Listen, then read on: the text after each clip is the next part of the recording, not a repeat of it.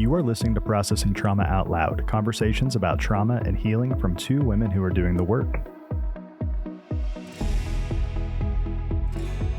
Everyone, it's Kandace and Sher with Processing Trauma Out Loud. Happy New Year, Sher. This is our second episode in the new year of 2025. Yeah. Can you believe that? I'm glad. It's exciting. Yeah. It is exciting. You know, we closed out 2024 with some different topics and about releasing and grieving and dreaming and reflecting. Last week, we talked about what it means to be a wild woman. And in that light, or in that vein, you had mentioned something about desires and dreaming, and that you had this desire that you want to be more connected to your body. So we've decided that we're going to just talk about this. We're going to process it out loud about what does it mean to be connected to your body, and what does it mean to become disconnected to your body. Yeah, it's such an important topic. And it was interesting as I watched that video actually a couple of times, and I noticed myself really struggling. As I said, I'm just wanting to reconnect with myself as a woman in my body. You know, kind of like I stumbled over it every time. And I just felt really curious about that. And it is something that I'm conscious of, I'm aware of. I'm doing some intentional work around that. But as we mentioned last week, we feel like some of these topics that we are talking about, especially pertaining to dreams and desires and who am I as a woman and who am I as a wild, instinctually alive woman? Who am I as a woman who's alive in my body? We feel that these are topics that are going to really resonate with our audience, because when we've had childhood trauma and particularly abuse, I will say of every kind, really. I mentioned sexual abuse, but I really think emotional abuse and childhood neglect, all of these things can cause us to become disconnected from our body. Wow. I mean, I just think it's a situation that a lot of women are faced with. So we want to talk about it. And full disclosure, we don't exactly know where we're going. Well, you know, I was just sitting here thinking, okay, so I'm going to say 6-7 years ago, that phrase would have really confused me. And it is something that more and more people are talking about in the therapeutic world, in trauma coaching, in somatic experiencing, about being connected to your body. So Sher and I are two women doing the work of healing from childhood trauma. We are not neuroscientists, neurosurgeons, doctors, or experts per se, but we are women who have deep desire for not only our own healing to live fully free and alive, but for that of others who are wondering, is there more? Can I experience more satisfaction in my life, in my career, in my relationship, in my dreams? And so we believe this is connected to being connected to your body. Yeah. So I'm going to do just a little bit of going back to the beginning when we're born. We believe that when we're born, we are connected. Body, soul, which our understanding of that is where the mind, the will, and the emotions reside in that soul realm, and our spirit. For an example, a baby is connected to its body and feels its hunger pains. And the baby notices those hunger pains and cries. And the baby gets its needs met from a caregiver. And so the baby can learn to trust, when I feel this sensation in my body and I cry, I get my need met. Sadly, when a baby does not get that repeatedly, it will actually stop crying. It will have to disconnect from its body and that hunger pain for really a survival, or, you know, I want to say really complete hopelessness. My cries don't matter and can starve. That's starting with the baby. But as we age chronologically, it's other things that, as a toddler or an elementary school student and then a teenager, it's all about, what does it mean to be connected to your body through each phase of life. And how do we become disconnected from our bodies? That we don't trust, one, we don't trust our bodies, and two, we don't even listen to them anymore. When we've had childhood trauma, it's because we've learned that it doesn't matter. And not only does it not matter, but there can even be unsafety that we feel around asking for what we need. The child who is neglected or ignored or pushed away or even punished in different ways by asking for what they need. And so we can learn pretty young and going back, especially into that, maybe a year to 3 years of age, where there's actually cognitive choice of, whoa, I'm not going to ask for this because when I ask, something bad happens. And the child learns that it's not safe and there's no security. And so then there is that sense of, or that reality that our body literally becomes this separation where when the child goes into survival mode, there's a disconnect of the body so that the brain is able to just function cognitively so that survival can go on. And anything that's considered secondary or not necessary to survival gets cut off. Yes. And, I want to just say this happens frequently. Yeah. We have lots of listeners that maybe had severe childhood trauma, maybe don't feel like they had much at all or any. But what I want to say is we know that this happens way more than is talked about or even believed. But we're seeing this growing awareness of, I'm going to say it comes a lot, even just through education of, oh my goodness, I have been disconnected from my body for decades. Yeah, which is such a strange realization because our body has been there with us through it all. Every moment of our lives, our body has been there, but we have not been aware so often of what is our body asking for? What does our body need in this particular moment? What do I really want in terms of food or touch or care, or what kind of things cause me to feel safe and secure in my body? When we're disconnected, those thoughts don't even really cross our mind.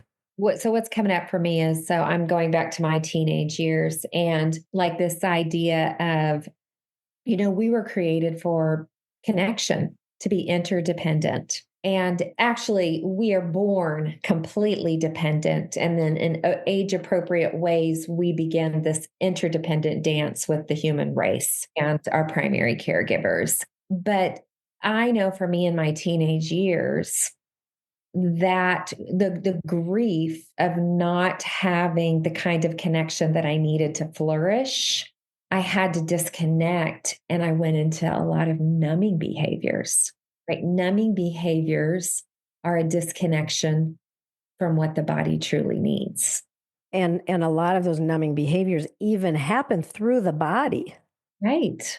So we're using our body to numb from the pain that we're feeling in our body or our soul. Yes. We don't want to confuse anyone here, but I'm saying I don't want to confuse myself because I do have a lot of clarity here that as I am getting reconnected to my body in some ways for the first time ever, I have more clarity of the years that I've been so disconnected from my body. Yeah. Yeah. And I'm even thinking, Kandace, of the ways that not only do we numb through activities or behaviors, functions that we do through our body, but that sometimes we even induce pain so that the physical pain we feel actually relieves us from the overwhelm of the emotional pain that we feel. And of course, there are a lot of ways that humanity has figured out that if I punish my body in some way, if I harm my body in some way, that can actually even relieve me of some of my emotional distress. But the only way we can really do this is through having somewhat of a level or even an extreme level of disconnection, that my body is somehow not really a part of me. There's a statement that I'm sure most of our listeners have heard. We are more than our bodies. Okay. And that is the truth. We are more than just a body, but I'm going to say that has been used in a way that has minimized that we are also a body. Yeah. Mm. So keep in mind that when we're connected to our bodies, we have access to our soul and our spirit. Mm. Okay, so our body is the gateway, if you will, Yeah.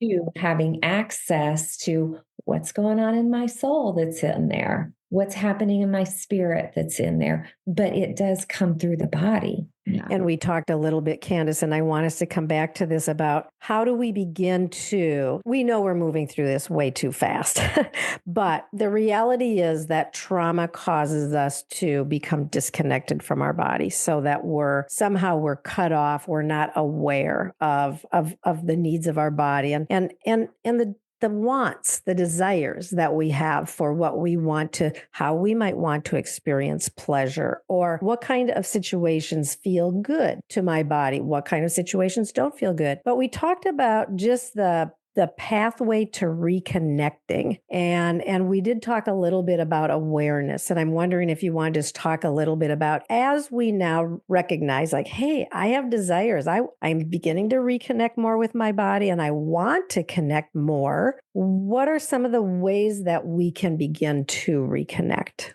Let's start with this, that we're going to set an intention that we are aware that we are a body. So we have a body, we have this flesh that has nerves that we experience sensations. Okay. We feel fear, our heart rate, so many ways that our body's speaking to us. And so we set the intention.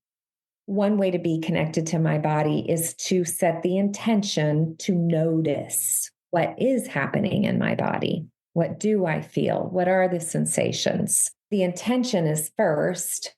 The noticing, I would say, would be second. And after we notice, like, ooh, my heart rate just went up, or ooh, I just feel like my gut just dropped out. Mm-hmm.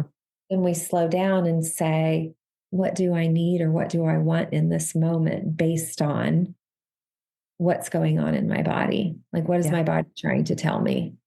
Yeah. That whole thing of awareness, I think, is so important. And I've been spending some intention. I've been setting some intention toward becoming more aware. And Dan Siegel has a book called Awareness. And in it, he talks about how do we literally place intention on different aspects of our body, our soul, so that we can become more connected. And so he takes it right back to the basics of the five senses and just becoming like taking time to actually, it might be a 3-minute period where I just say, okay, right now I'm going to become aware of my body. What do I see right now? And then I consciously become aware of what am I seeing? Okay, what am I hearing? And to go through the five senses with that intention to be aware. And it's quite interesting to recognize. And of course, we know that sometimes when we're focused on a task, it's good that we're not aware of every single little thing. But to take that time, and especially when we are focusing on reconnecting with our body, I just feel like we have to do this. It's almost like we're giving our brain permission again to tune in more to our body and what our body is experiencing. Yeah, the word practice is coming to my mind. Like this is a practice. Mm-hmm. And sometimes I feel like I'm killing it. Sometimes I literally can, like, what did I do today? Yeah. Yeah. And so, but I am setting an intention, just like you, based on the desire that the more connected we are to our body, I believe the more conscious choices that we can make that we feel good about. So it's like, when we get that invite and we have our bodies saying, you need rest, but our brain is saying, well, if I don't say yes, they're going to think this and whatever that might be. And yet your body has so much wisdom to be able to say, you know what, thank you for the invite, but I really have been going and going, and I'm going to stay home and rest tonight. Yeah. That may not seem like a big deal, but think about other scenarios where you're saying yes, but your body is telling you no. I think this is a huge thing, Kandace. Like where are we saying yes when our body is saying no, but we're not connected to our body? So we're not really even hearing that, but then we end up paying a price, either through just feeling exhausted or being irritated or not being able to put our focus where we want our focus because our body was trying to communicate that it needed something and we completely disregarded it because we didn't even notice. We were not even aware. And I think this is going to be a good segue into our next episode. I want to say, and even if we are aware and we choose to betray ourselves, it's usually from a young, wounded place that fears some type of a disconnection if we say no. Can we maybe do a part 2? And let's just talk about some ways as women that we say yes, and maybe we're not listening to the no of our body. Or let's just also say sometimes we say no and maybe we do have a yes. You use the word betray, and I feel like that really resonated in me. Like, what are ways that we betray our body when we don't listen? I like the thought of let's come back next week and talk more about that. Sounds good, friend. Thanks for taking on this topic. Yeah, it's good. It's important. It's a little bit hard to get into in a way, but I think what I want to say maybe just as we close is why we feel this is important is because we can't really achieve our dreams and our desires if we are disconnected from our body. The things that we long for most in our life, in our relationships, in our emotional well-being, in our sense of freedom, in our sense of enjoyment, we cannot get it if we are disconnected from our body. And that's why I think it's important for us to spend some time here. I agree. Okay, I will see you next week on part 2. All right. Love you, friend. Love you too.